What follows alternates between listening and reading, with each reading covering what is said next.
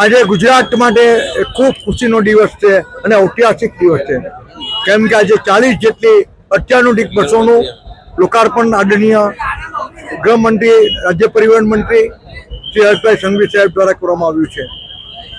પહેલાની જે ખખડધજ બસો જીએસઆરટીસીની હતી કોંગ્રેસના રાજમાં, એની સરખામણીમાં તમે જુઓ આજે તો કે કેટલીય બસો દોડતી થઈ ગઈ છે અને દિવાળી સુધીમાં કુલ 200 જેટલી બસો સુરતમાંથી દોડાવવાનો એક નિર્ણય છે।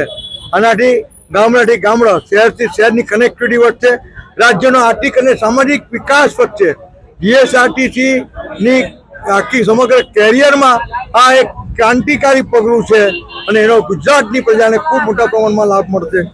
આદરણીય પ્રધાનમંત્રી શ્રી નરેન્દ્ર મોદી સાહેબના નેતૃત્વમાં કામ કરી રહેલા મુખ્યમંત્રી શ્રી ભૂપેન્દ્રભાઈ પટેલ સાહેબ અને આદરણીય ગૃહમંત્રી શ્રી હર્ષભાઈ સંઘવી સાહેબને આ માટે અભિનંદન પાઠવું છું અને એમાં પણ એક નવી માહિતી આપું છું કે બસમાં પહેલી વખત આત્મનિર્ભર ભારત અને સ્વદેશી ભારતના કન્સેપ્ટના હેન્ડ જે પકડવાનું છે તેની પર એક આખી એની મોદી સાહેબની યોજનાનું પ્રદર્શન કરવામાં આવ્યું છે।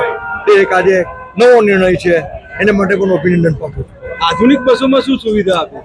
આધુનિક બસોમાં એક તો ઇન્ક્લાઇન સીટો છે, એસી છે, એસીમાં પણ જે ફ્લાઇટમાં તમારી સુવિધા હોય કે એસી બંધ કરવું હોય તમારે માથા પરનું તે બંધ કરી શકો છો અને 70% ઇન્ક્લાઇન છે। સીટોની જે બેસવાની સીટો છે એ પણ કેટલી બધી કમ્ફર્ટેબલ છે। અંદર જે લાઇટની સુવિધા છે, દરેક સીટની ઉપર લાઇટની સુવિધા આપવામાં આવી છે અને ઉપર એક ઇમરજન્સી એક્ઝિટ પણ આપવામાં આવ્યું છે કે જેથી અકસ્માતના કિસ્સામાં એસ્કેપ કરવું હોય ત્યાંથી કરી શકે।